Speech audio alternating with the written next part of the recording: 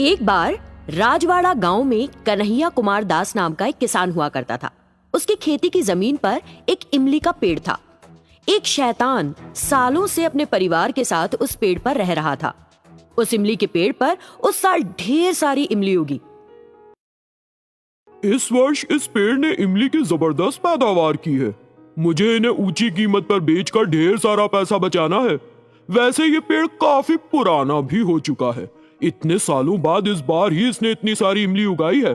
इस पेड़ को यहाँ रखने का कोई फायदा नहीं। इस पेड़ को काटकर मैं शहर में लकड़ी को बेच दूंगा और इन इमलियों का चटपटा अचार बनवाऊंगा।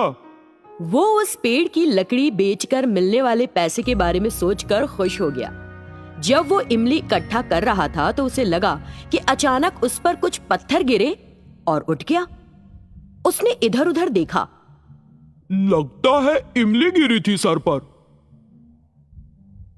फेंक लो जितनी इमली फेंकनी है, अब बस एक ही दिन बाकी है तुम्हारा, कल नहीं रहोगे। उसने इमलियों को कपड़े में बांधा और घर जाने लगा। रास्ते में उसने उस पेड़ को बेचकर मिलने वाले पैसे के बारे में सोचना शुरू कर दिया। इस बीच एक आवाज सुनाई दी। अरे कन्हैया, क्या ये इमली तुम्हारे लिए काफी नहीं है? तेज हवाओं के कारण सभी पेड़ों की डंगालें जोर जोर से हिलने लगी। ये देखकर कन्हैया डर के कारण कांपने लगा। घर पहुंचकर कन्हैया को लगा कि ये उसका भ्रम था और उस बात को वो भूल भी गया। सुनो, हमारे इमली के पेड़ का जीवन आज समाप्त हो गया समझो। ये लो, ये आखिरी इमलियां हैं। जरा चटपटा इमली का अचार तैयार करो तो मैं नहाकर आता हूँ। उसकी पत्नी ने इमली की गठरी ले ली, लेकिन जैसे ही उसने उसे खोला, उसमें से बिच्छू और केकड़े निकलने लगे। अरे बाप रे! क्या हुआ? इस तरह चिल्लाई क्यों? बिच्छू, केकड़े! तुम मूर्ख हो।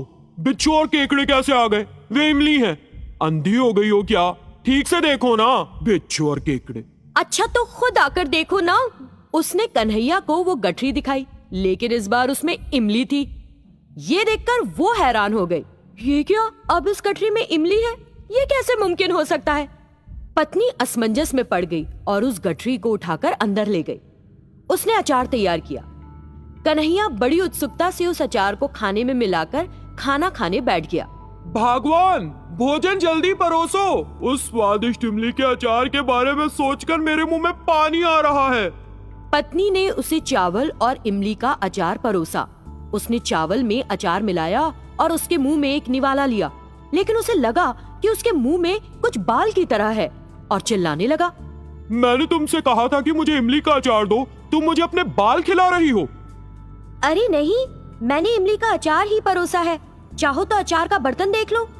लेकिन जब उसने अचार वाला बर्तन कन्हैया को दिखाने के लिए हाथ में दिया तो इस बार उसमें केंचुए मिले। घबराकर उसने उस बर्तन को फौरन फेंक दिया।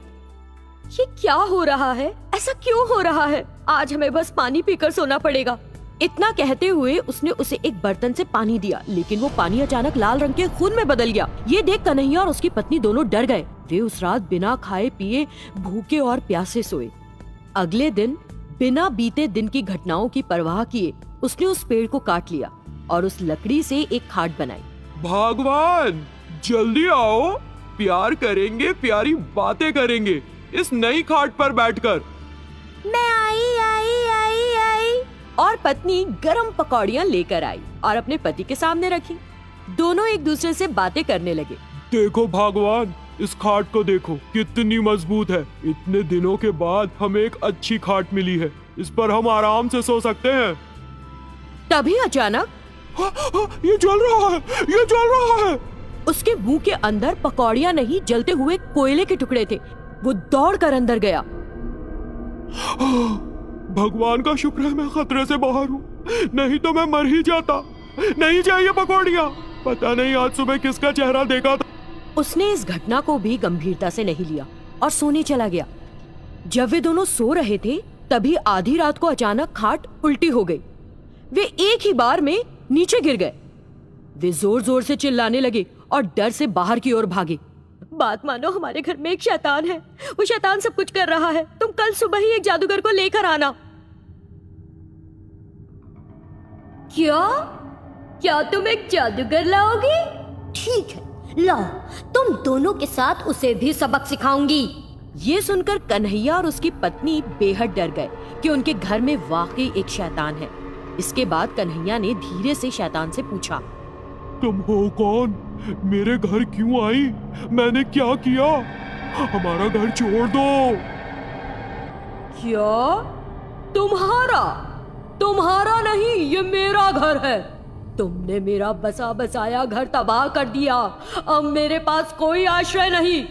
फिर मैं तुमको खुशी से कैसे जीने दे सकती हूँ? मैं अपने परिवार के साथ वर्षों से उस इमली के पेड़ पर रह रही थी जिसे तुमने कुल्हाड़ी के एक वार से काट डाला। तुमने मुझे और मेरे परिवार को बेघर कर दिया। उस पेड़ से जुड़ी कितनी यादें और खुशी के पल थे, लेकिन तुमने अपने जरा से स्वार्थ के लिए सब कुछ बर्बाद कर दिया।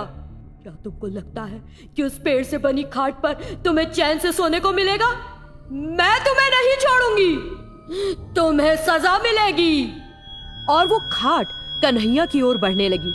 उसे देखकर कन्हैया और उसकी पत्नी ने घबराकर कहा, हमें ये खाट और घर नहीं चाहिए। दोनों अपनी जान बचाने के लिए उस घर से भाग गए। तब से शैतान और उसका परिवार उस घर में उस खाट पर रह रहे हैं।